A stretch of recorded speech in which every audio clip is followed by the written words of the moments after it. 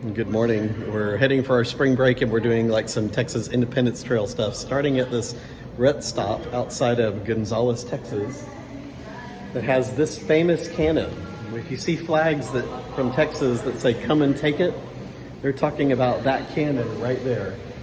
That's the cannon that was loaned to the citizens of Gonzales, that in 1835 the Mexican army was sent to retrieve that cannon because they were afraid Texans were going to revolt. And so the Texans buried it in the mud outside near the Gonzales River, the Guadalupe River outside of Gonzales, and hid it from them. And when the Mexicans came to take it, they raised a flag and that said, "Come and take it," as a challenge that we're not going to take it. So it was basically just a few shots fired in a watermelon field, and then the Mexicans headed back to San Antonio, and the Texans, I think they just left the cannon covered. But those were preludes to the Texas War for Independence in 1835. People ask about the 6 flags over Texas. The first is the flag of Spain, which conquered the Mexican territory. Then you have France, which conquered part of Spain, and then the Mexicans that kicked Spain out and the French out. Then you have the Texas single star, Lone Star flag for the Texas independence. Then you have the Texas under the Confederate flag. And then you have Texas United States flag. They made a replica of the Alamo here.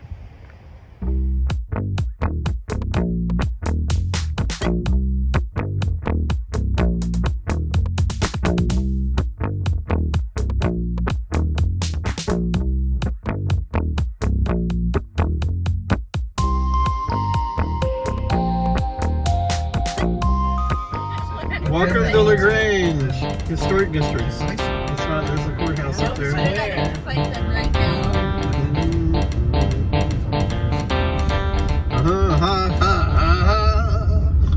yeah. Alright, we're eating at the Michael's Bakery Deli. It just looks yummy. Original deli. It's like a Czech part of Texas and Czech deli. Yes, it's a gas station, but this is LaGrange. We got pulled pork. We got burger. We got pork, potato. Small potato. And everything's yard sale sandwich. Yard sale sandwich. Okay, this is a made-up yard sale sandwich. We'll see if it's any good or not. How's that spicy mustard and Thousand Island? Good. They put it on opposite sides yeah. so they don't mix. The deli was just okay, but the cinnamon rolls were fantastic. That's pretty. Look at this little town. You see the Buster Oak? I see an oak. I see several Could be that oaks. one,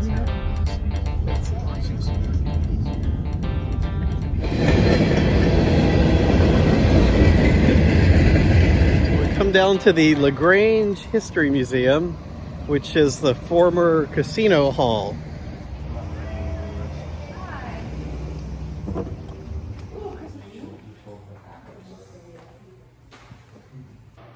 This is the main hall upstairs in the casino, which is just actually another name for a community center. Unfortunately, no gambling tables. And these are the original floors from the 1850s. Here's the bars holding the building together because it's by the railroad track and shakes the building every time the train goes by.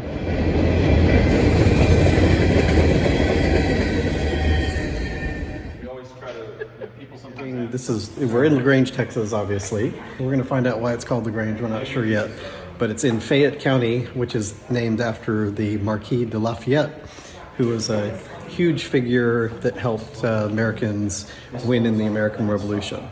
We're going to go see something called the Historic Muster Oak, which troops mustered under, not just in 1848, but for a lot of different times. So there's people from LaGrange fought in the Texas Revolution. They also fought against the Comanche, the Tonkawa. Well, that was cool. We did learn where the name LaGrange came from. Yes, that's so cool. The county is Lafayette County, named after... Fayette County. Yeah, I'm sorry. The county is Fayette County, named after the Marquis de Lafayette. Lafayette. So Fayette, who was French and was very important to the American Revolutionary War, and his home in France was called LaGrange, so they named it for him. Texas Quilt Museum. Oh, yeah. Okay, here we are. This is the historic Buster Oak tree. Right there. It's pretty nice still. Hey, doesn't look like mustard at all. Under this historic oak, on September 15th, 1842, Captain Dawson organized Fayette County Mounted Volunteers who rushed to reinforce Colonel Caldwell after San Antonio was captured by General Adrian Wall. Unfortunately for Dawson and his men, as soon as they got to San Antonio, they found themselves in the middle of a battle. Outgunned, rifles against cannon, and outranged, they tried to surrender, but half the men were killed before the rest were taken prisoner and marched down to Mexico.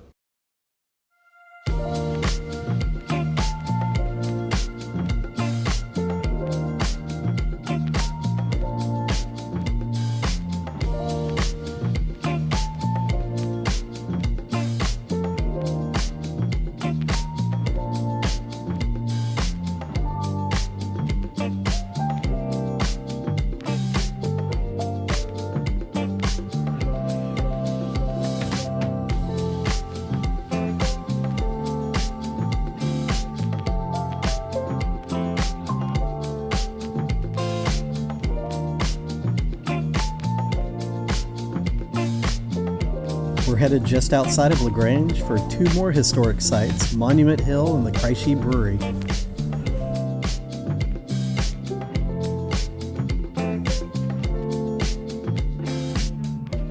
There's a lot of history here on the Dawson Expedition, so we saw a little bit of that in town, and then we've got a map of it here about what happened. So this, essentially, Texas won their War of Independence in 1836, but Mexico thought that was a coerced treaty, and they thought that Texas was still theirs. So 6 years later, they're back in Texas.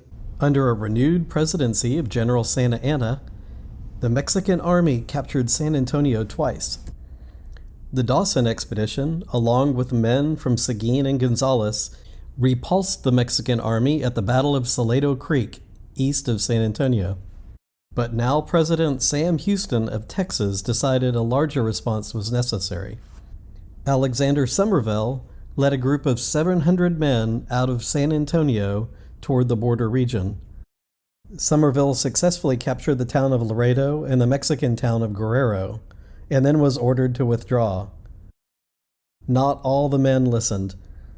Over 300 men continued on to attack Mier, Mexico. After successfully capturing the mayor, they were surprised by 3,000 Mexican soldiers waiting just outside of town. They fought outnumbered all day, but eventually surrendered and were taken prisoner. Building, so that's the direction you're heading. Okay. Tomb and monuments first, and then you're going to be walking along our bluff. You can go check out the second floor of the Kreische house from this side. Okay. And then continue on, and you can do an overlook of the brewery ruins from this spot. Perfect, yeah. And then come to the back of the Kreische house, and you can check out the rooms on that side. On a bluff overlooking the Colorado River just south of LaGrange stands a monument to the prisoners of the Dawson and Mier expeditions.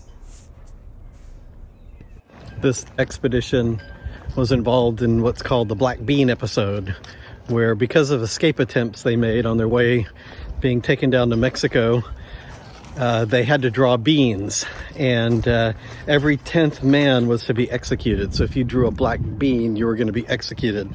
And it leads to the term that we call being decimated, every 10th being killed. The border battles of the 1840s sped the movement in Texas towards union with the United States.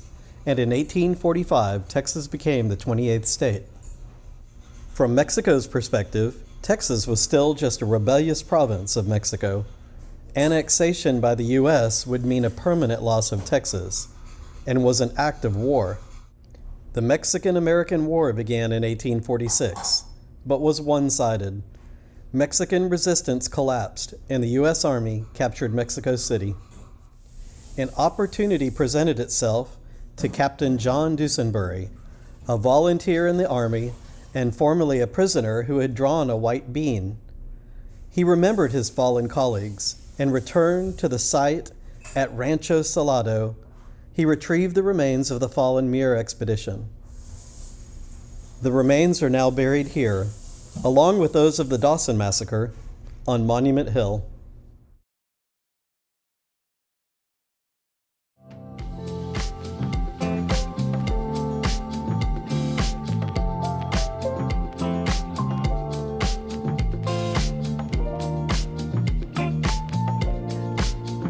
LaGrange Courthouse.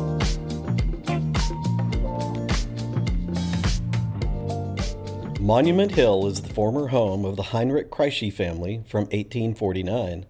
He built a home on the high bluffs over the Colorado River. His skill as a stonemason was useful in building his multi-story home and many outbuildings on his hilltop homestead, and established him as a respected builder in the community.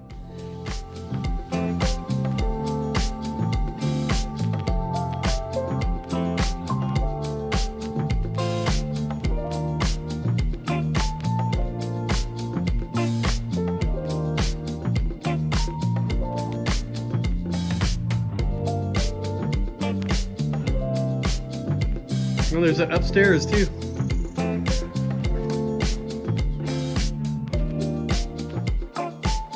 I think this is the smokehouse. They got smoking going on in here. You can smell it.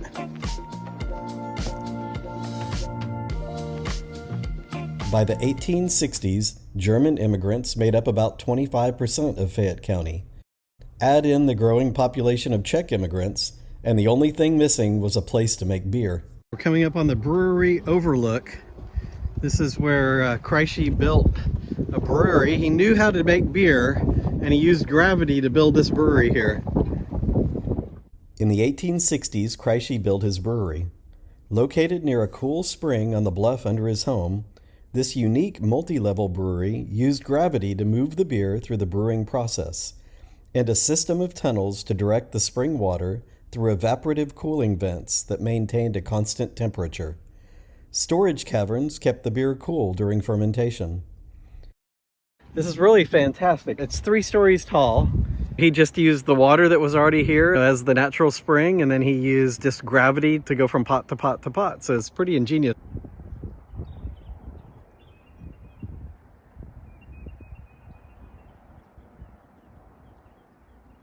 He made a dark lager here. Bluff beer was sold throughout central Texas until 1884, and at one point was the 3rd largest brewery in Texas. Here's the flag that the brewery would fly when beer was ready.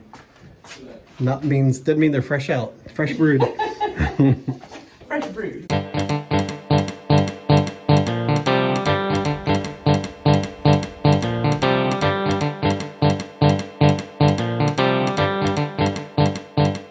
That was very cool to see the brewery there, and kids I even think climbed down there. And we saw it from the top, and beautiful view up over the Colorado River. So, and a cool historic Texas site. Yay, good job. Way to plan that. All right, here's the town of Round Top that has a huge sale like every day or every weekend. All sorts of junk you can buy here.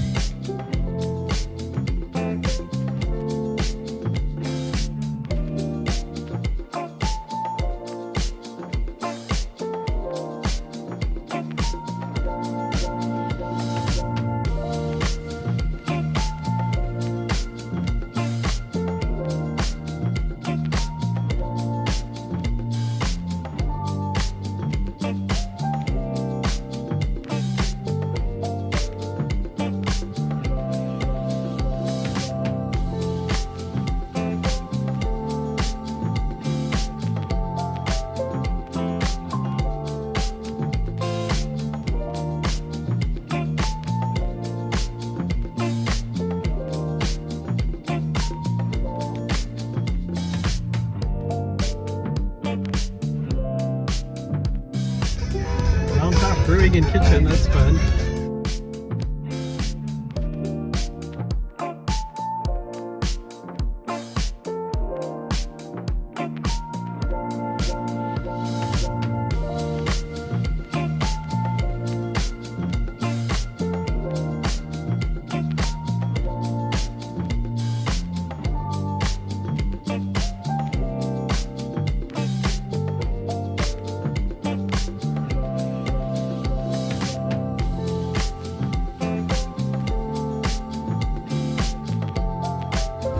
if you like shopping at a swap meet and you don't mind a mass of humanity, come to Round Top on Market Weeks.